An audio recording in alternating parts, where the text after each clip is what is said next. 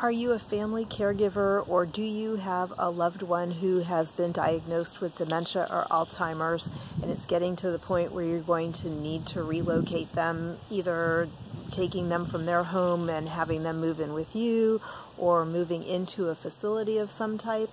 If so, I know you're anticipating that it can be very traumatic to do this, and it can be. So I am here today with 10 tips to help make the transition a little easier for both of you. Hi, it's Robin with SeniorSafetyAdvice.com. Tune into our channel for tips and resources to help seniors and their loved ones and caregivers age in place safely. So moving someone with dementia or Alzheimer's can be very traumatic. In fact, there's even a term for it, and it's called transfer trauma.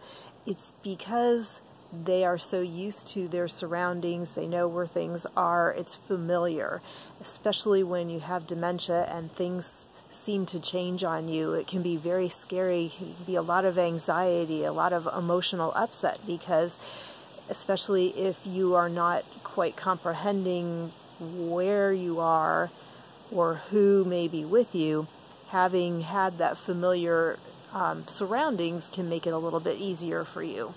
So the first thing that we recommend here at Senior Safety Advice is when somebody does receive a diagnosis of dementia or Alzheimer's, is to speak with that person and maybe set up tours of facilities where they might be comfortable at that point. So in other words, what you want to do is look in the area where the person may end up living towards the end of their life when the dementia gets to be too much, and tour those facilities. Find one that the person is comfortable with now. It doesn't mean they have to move into that facility now, but it will mean that they will have had some input into the decision, and it will be easier at that point for when they do have to move for them to accept it, because you will know that they did pick this place or help pick this place.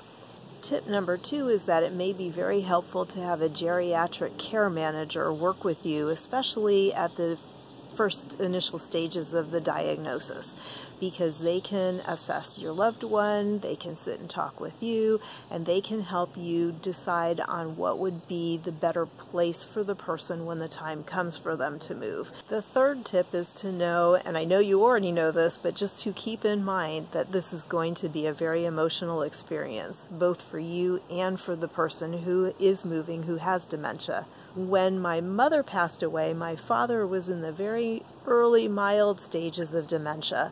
He could live on his own, take care of himself. I helped him with some things, but even though he understood moving from the house that they had lived in together, he was moving into an independent senior apartment right up the road from me. It just was very traumatic for him, and that was without somebody, him being in a much more advanced stage of dementia. And so I just want you to know, again, be prepared for tears, be prepared for anger and emotional outbursts. And actually that can be on your end too, because it can be very frustrating. And so just be kind to yourself and be kind to your loved one, and know that that transition, eventually things will smooth out.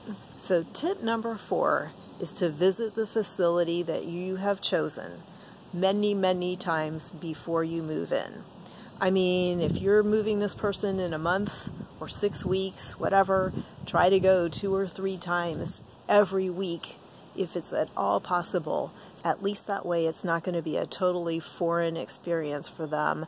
Hopefully they will remember that they have seen the place before. It will seem a little bit familiar to them, and it won't be as traumatic of a transition for them. Staff will remember them as well, and that may make the person feel better too, because they'll be greeted by name. It'll seem like it's more familiar if you do this. The 5th tip, tip number 5, is on the day of the move. First of all, I would highly recommend that you don't have the person participate in the move at all, because again, you're just going to bring up all of this trauma and emotion.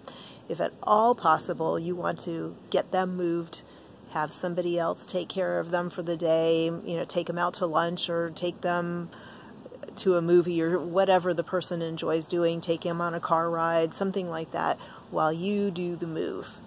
But if the person has to be present for some reason, then you want to make sure that you know when is the best time of day for this person.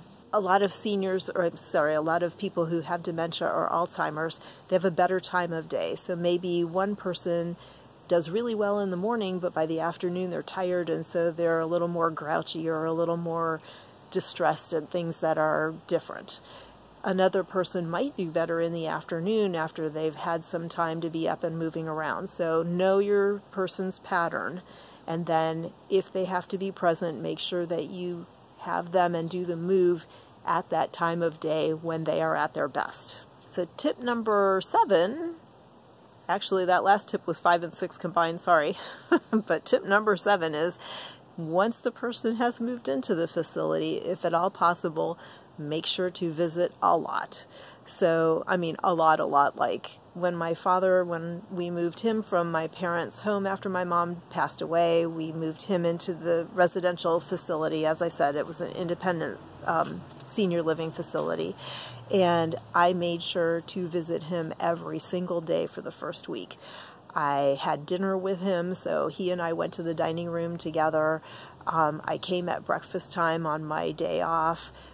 I came for lunch if I could do it, and I was working full time, so I couldn't be there like all the time, but I made it a point that every single day I went. I think it did ease the transition, and then after about 10 days or so, then I started going about every other day or so. I did this for 2 weeks, and it really helped a lot because it gave him somebody to lean on in the middle of conversation at a table of all these people he didn't know. And after that couple of weeks, he ended up making some friends, and he really didn't need me to be there as much anymore. But I know this is difficult if you are a long-distance caregiver, but if you are somebody who is nearby, that's what we would recommend. Tip number 8, going back to setting up the room or the apartment, whatever you're doing, make sure that you bring as many familiar objects with you as you can. And if at all possible, make sure you recreate the floor plan. So, using my dad as an illustration again, we brought their couch, we brought their kitchen table, we had decorations that my mom had through the house. I brought as many of those things as I could and set them up as much to look like my parents' old living room as I could, that kind of thing.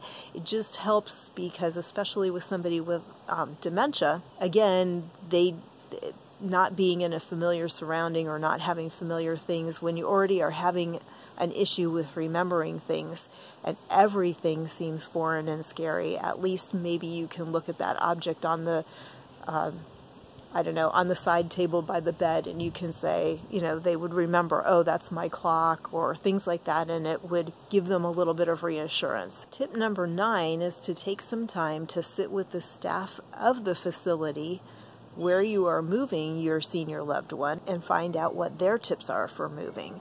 They may have something additional that I haven't thought of that they can add to the process to make it an easier transition. And tip number 10 is also that you want to make sure that you have a list of things about your senior loved one that you can give to the staff. The more that the staff is familiar with your parent, the easier the transition will be as well. Because if they know, for example, that your father loves baseball, they can say, Joe, did you catch the Dodger game last night? An example for your mom is maybe she was a gardener all her life, and so she had flowers and she had vegetables. So if the staff knows this about your mom, they can talk to her about gardening. Just things like that. At least it helps them to be able to address your loved one in a way that will get the person to understand that these people care about them and want the best for them, and it can help to reduce the fear. Some of the things that you're going to want to tell the staff are your parents' likes, their dislikes, their habits, their patterns, if there's anything. Was the person a person who showered every day in the morning? Well, then the staff would want to know that, because they wouldn't want to try and make them shower at night, because then that's different and distressing. Any likes or dislikes are going to be very, very helpful if the staff knows about them. So know, as I said at the very beginning, that this can be a difficult process and there can be a lot of trauma involved in it. Once your loved one gets to the new place, either, again, your place, a facility, whatever, know that it can take, everybody's different, but from several days to several months for the person to get used to where they are. So again, bear that in mind. You're going to have to kind of pack your patience with this, especially if they're living with you. It may be a difficult adjustment. So for everybody involved, just try and pack your patience with your parent and try to just be as calm as you can, because it doesn't help anything to get angry and frustrated with them. They're just doing the best that they can do under the circumstances, just the same way you are. So I hope these tips have helped. If you enjoyed the video, please give it a thumbs up. And also please subscribe. The subscription button should be down there in the corner. Please subscribe to the channel and also hit the notification bell. That way you won't miss any of our informative videos. So until the next video, take care. Thanks for watching. Bye.